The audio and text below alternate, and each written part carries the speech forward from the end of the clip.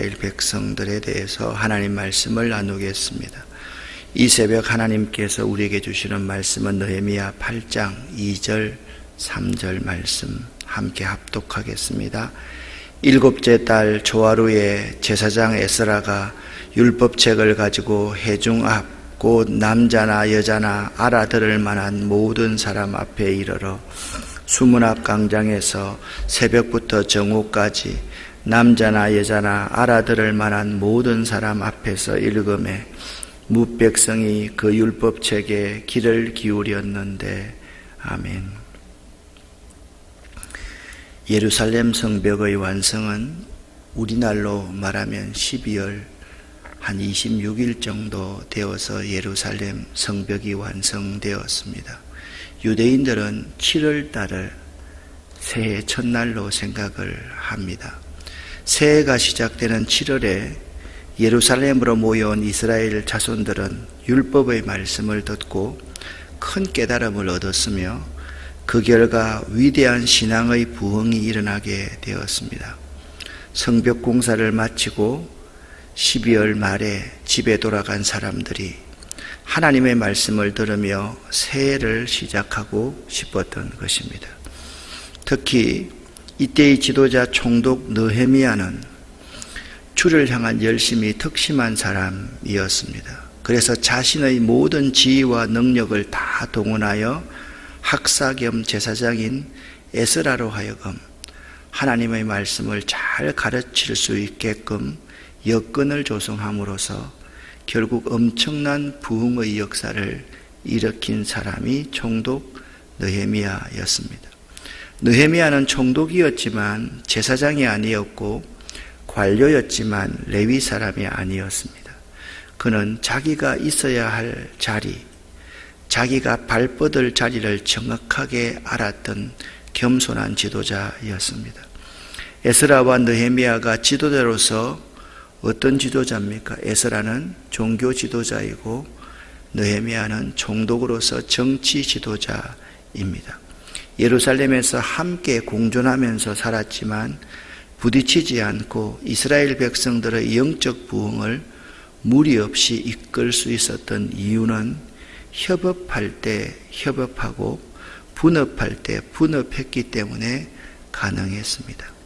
이 느헤미야 총독의 이런 행동은 오늘날 정치를 하는 정치인들이 본받아야 될 아주 중요한 교훈입니다. 특별히 하나님을 섬기는 정치인들은 협업할 때 종교 지도자들과 협업하고 분업할 때 분업할 수를 있어야만 합니다. 정치가 종교를 덮어버리면 안 됩니다. 종교를 무시하면 안 됩니다. 백성들의 정신세계를 이끌어가는 사람들은 정치인이 아니고 종교인이기 때문에 그렇습니다. 특별히 느헤미야 총독이 자신의 모든 권한을 다 활용하여서 학사 겸 제사장이었던 에스라가 전면에 나서서 백성들의 영적인 부흥, 신앙의 부흥, 정신의 부흥을 일으킬 수 있는 장을 마련해 줬다는 것에서 느헤미야는 위대한 정치인이었습니다. 이스라엘 자손들이 7월에 예루살렘에 모인 이유는 새해 첫날 개념이기 때문에만은 아닙니다. 7월에 종교적인 절기가 많았기 때문에 그렇습니다. 1일에는 새해 첫날에는 나팔을 불면서 나팔절을 지켰습니다. 1일이 나팔절이었고요. 7월 10일이 속죄일이었습니다. 옛날에는 대속죄일이라고 그렇게 했죠. 15일부터 일주일 동안은 그들은 하나님께서 구원하신 유월절과 그 광야 생활에서 인도하심에 대한 기억을 하기 위해서 초막절을 지켰습니다.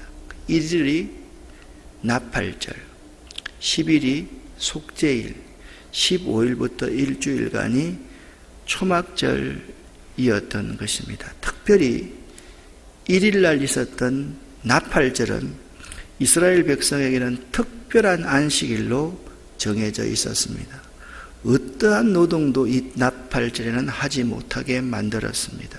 그래서 나팔을 불어서 그들은 성회로 모였습니다. 하나님 앞에 모였던 것입니다. 자, 이러한 배경을 생각하면서 8장을 읽어가면 참 이해가 잘 될 수가 있습니다.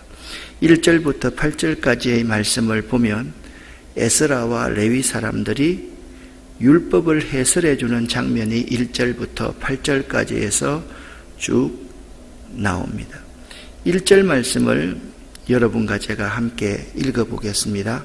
이스라엘 자손이 자기들의 성읍에 거주하였더니 7째 달에 이르러 모든 백성이 일제히 수문 앞 광장에 모여 학사 에스라에게 여호와께서 이스라엘에게 명령하신 모세 율법책을 가져오기를 청하매. 아멘. 1절부터 8절까지의 내용을 제가 다 읽지 않고 요약을 해 드리겠습니다. 먼저 첫 번째 7월 1일 나팔절입니다. 이날은 새해 첫날이었습니다. 새롭게 시작되는 한 해를 그들은 하나님의 말씀으로 하나님 앞에 자신들을 돌아보는 데서 시작하기를 원했다라는 것입니다. 두 번째는 그들의 종교 지도자 에스라를 소개합니다. 에스라는 지금으로부터 14년 전에 2차 포로기한 때 1800명의 귀한 백성들을 이끌고 온 학사 및 제사장입니다. 그러니까 에스라는 말씀과 예배를 가르칠 수 있는 능력이 있는 지도자였습니다.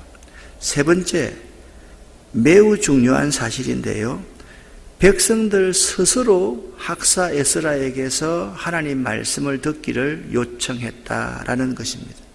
그들은 새벽부터 정오까지 6시간 말씀에 집중하여서 귀를 기울였습니다. 그들에게는 말씀에 대한 갈급함이 있었던 것입니다. 자, 느헤미야가 이렇게 그들에게 말을 합니다. 자, 우리가 예루살렘 성벽을 다시 건축하여서 다시는 수치를 당하지 말자라고 그들에게 느헤미야가 선포합니다.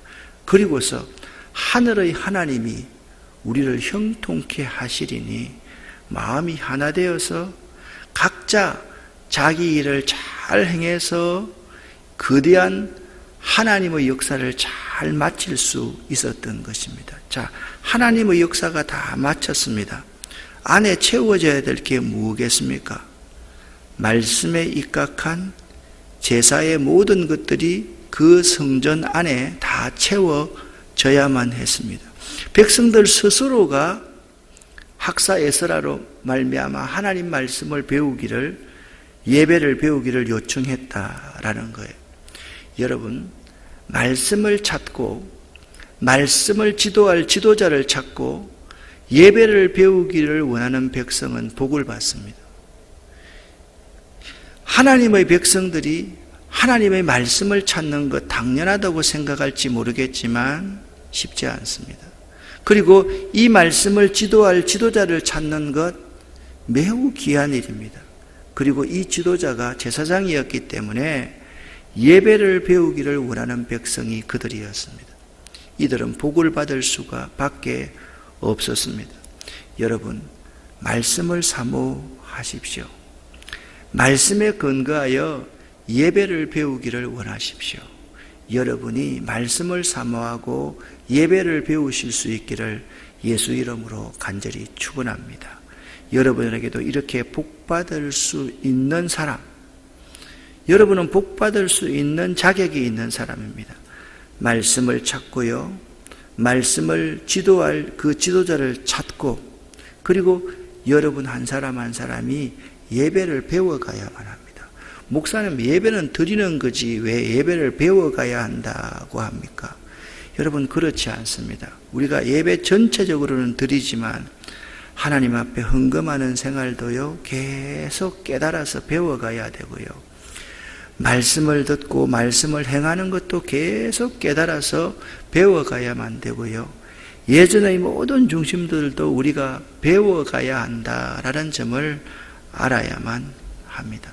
자, 말씀을 찾고 말씀을 듣고 말씀을 배우고 그리고 하나님 앞에 예배가 세워지게 되니까 이제 백성들 속에는 통회하고 자복하는 눈물이 넘쳐나기 시작했습니다.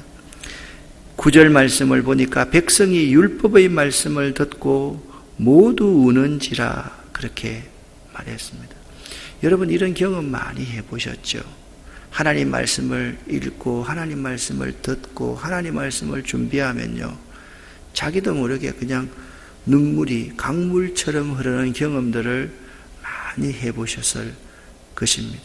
그러면서 깊이 다 깨닫게 되는 것입니다. 느헤미야와 에스라와 레위 사람들이 모든 백성에게 말을 합니다. 오늘은 너희 하나님 여호와의 성일이니 너무 슬퍼하지 말며 너무 울지 말라. 기쁜 날이 아니냐. 백성들과 모든 지도자가 함께 지금 기쁨의 눈물, 회개와 통회하고 자복하는 눈물을 흘리고 있는 것입니다. 네 번째 이 말씀을 요약하면 하나님의 말씀이 들려지자 백성은 회개와 감격의 눈물을 흘리기 시작했다라는 것입니다. 그리고 6절 말씀에 보면 들려지는 말씀에 백성들은 아멘, 아멘 하며 하나님을 전심으로 경배하기 시작했습니다. 그리고 오늘 10절과 11절 말씀을 보시기를 바랍니다. 느헤미야가 또 그들에게 이릅니다. 너희는 가서 살찐 것을 먹고 단 것을 마셔라. 여러분, 예배는요, 살찐 것을 먹고 단 것을 마시는 시간입니다. 그런데 준비하지 못한 자에게 나누어 주라는 거예요. 왜 준비 안 했어? 왜 헌금 준비 안 했어? 왜 예배 준비 안 했어? 그게 아니라 그들에게 나누어 주라라는 거예요. 주의 성일의 마땅한 반은 살찐 것을 먹고 단 것을 마시는 시간이 돼 준비되지 못한 자에게는 나누어 주고 우리가 염려하고 근심하지 말아야 된다. 그리고 10절에서 아주 중요한 말씀을 합니다. 여호와로 인하여 기뻐하는 것이 너희의 힘이니라. 아멘. 여호와로 인하여 기뻐하는 것이 너희의 힘이니라. 그렇게 말씀을 하고 있습니다. 여러분, 말씀은요, 예배로 이어지고 예배는 살찐 것을 먹고 단 것을 마시는 시간입니다. 그리고 예배하는 자의 삶은요, 준비하지 못한 자에게 나누어 주는 기쁨, 베푸는 기쁨의 놀라운 역사를 만들어 냅니다. 그들은 하나님의 말씀의 원리대로 살려고 노력한 것입니다. 오늘 10절 말씀을 다시 한번 여러분과 함께 읽어보겠습니다. 여호와로 인하여 기뻐하는 것이 너희의 힘이니라. 아멘. 얼마나 멋진 말씀입니까? 이 말씀을요, 해석을 좀 해드리겠습니다. 여기 여호와로 인하여 기뻐하는 것이 너희의 힘이다라고 할 때 힘이라는 마우체크라는 단어는 산 꼭대기 또는 방파제라는 의미로 쓰여집니다. 그러니까 여호와께서 산 꼭대기가 되시고 방파제가 된다는 뜻입니다.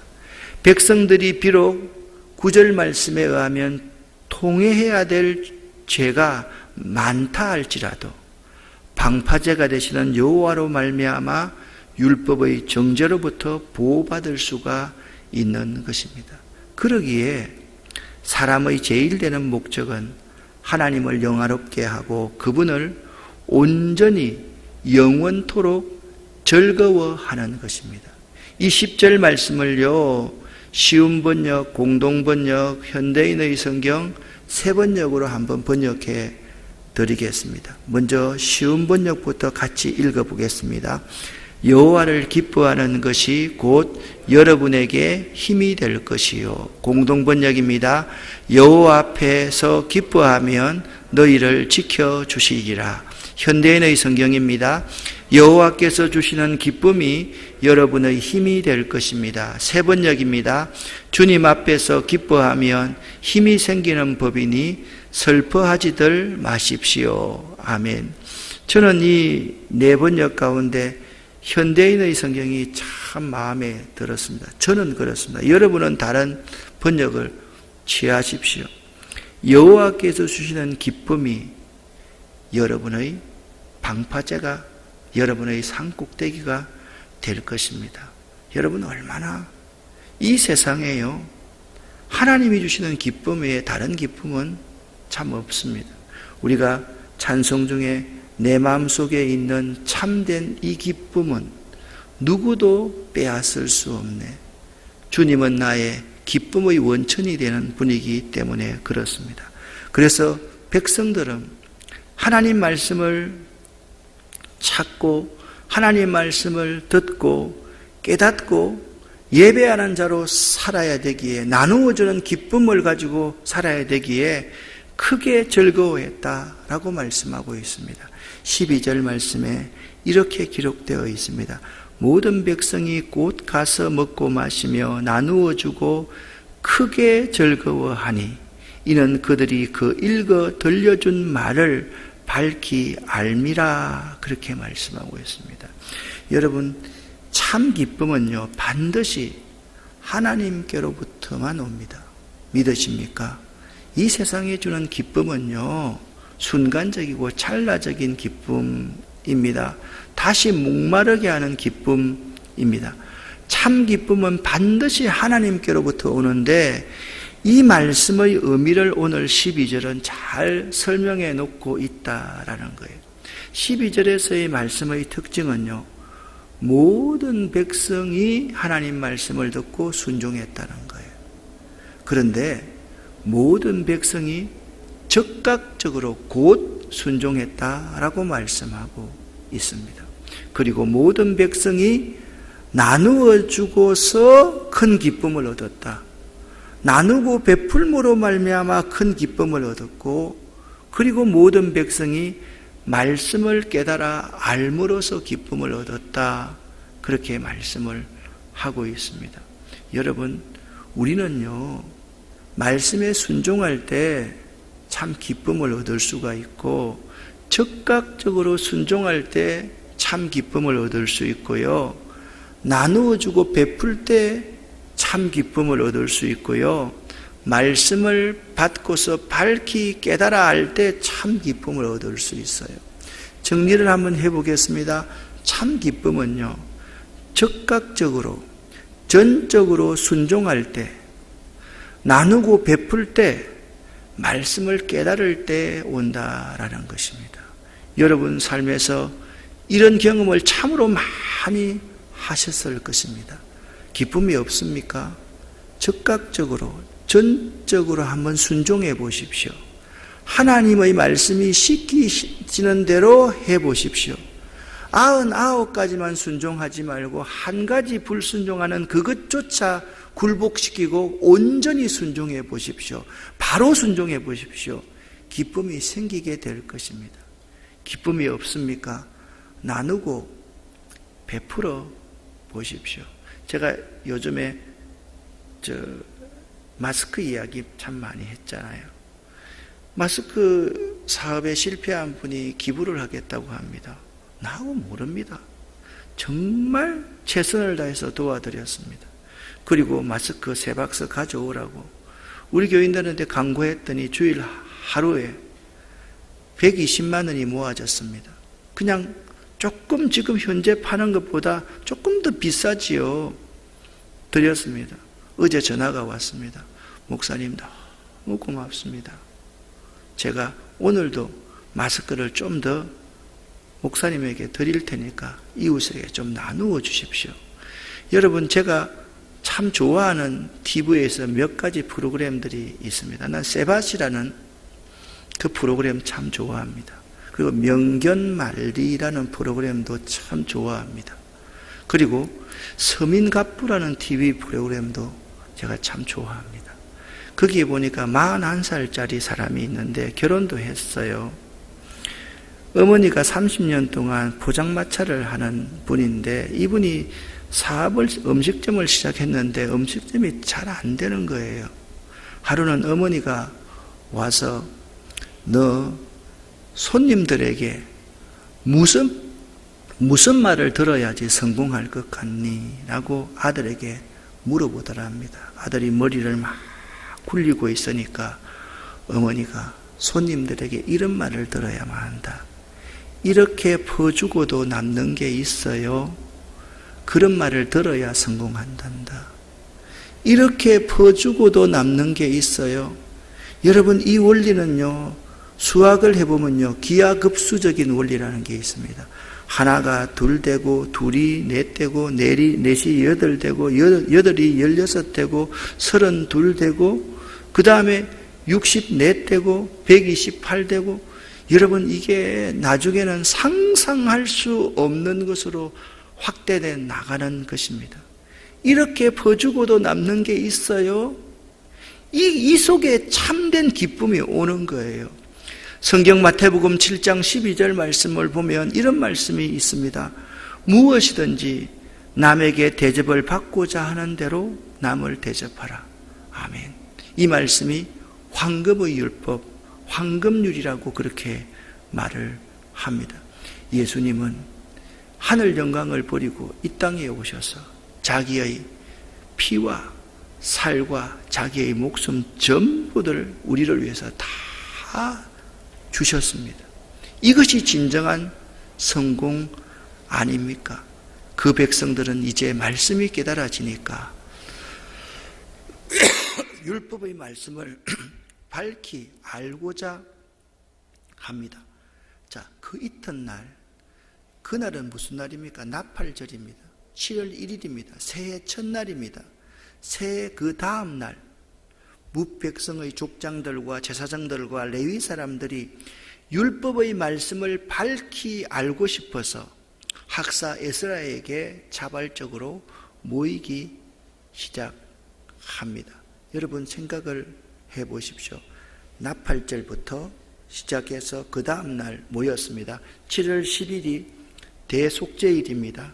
15일부터 뭡니까? 초막절이 지켜집니다.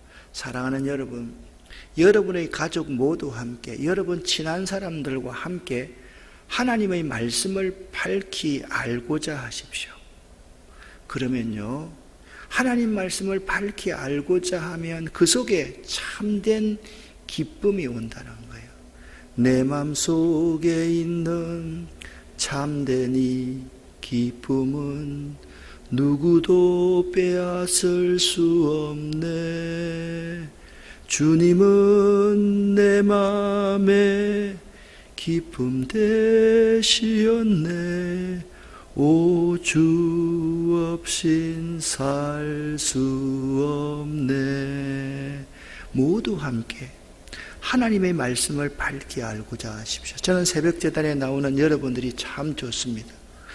저도 여러분들이 좋고 여러분들도 이 하나님 말씀이 참 좋아야만 합니다. 어제는 하루 종일 선교사님 가정에 30년 동안 외국 나가 있는 선교사님이 오셨고, 또 어릴 때부터 함께 자랐던 목사님 부부가 와서 하루 종일 같이 보냈습니다.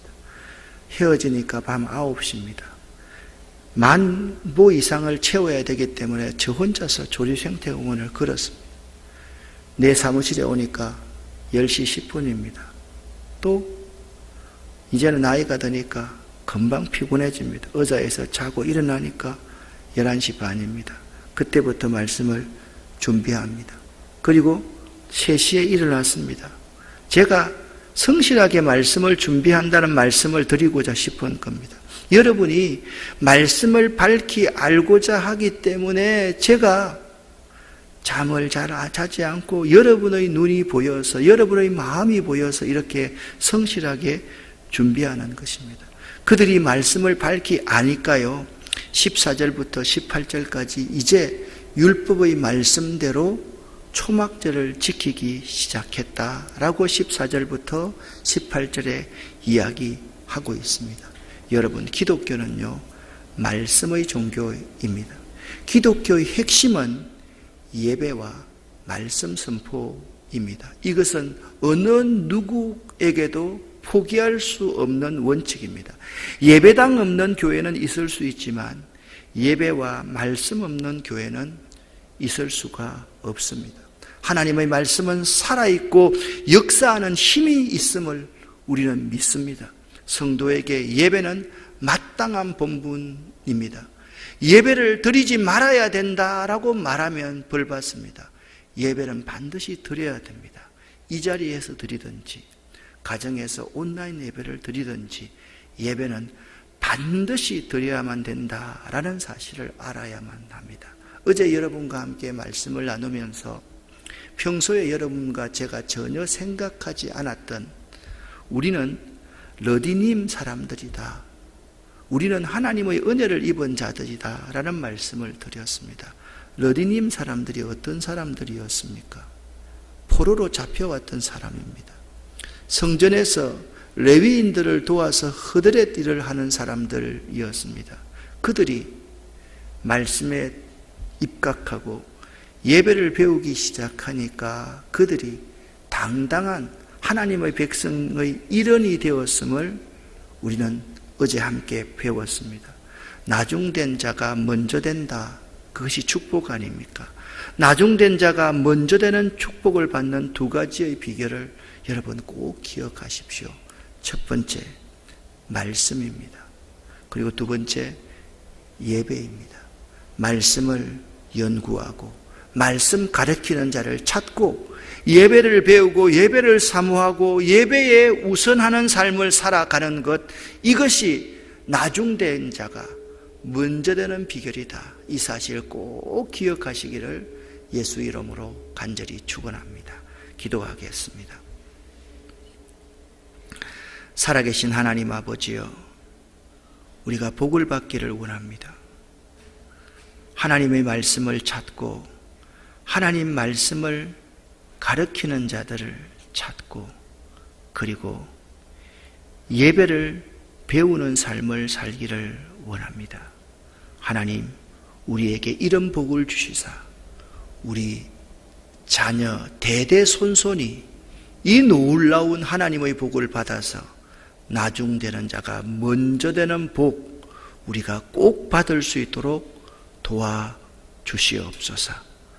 우리가 여호와를 기뻐하는 것이 우리의 힘입니다 라고 고백하는 삶을 오늘도 살기를 원합니다. 우리 교우들 가운데 기도 제목들이 많이 있습니다. 하나님, 우리의 기도의 제목에 기름 부어 주시옵소서. 예수 그리스도 이름으로 축복하옵고 간절히 기도 올립니다. 아멘.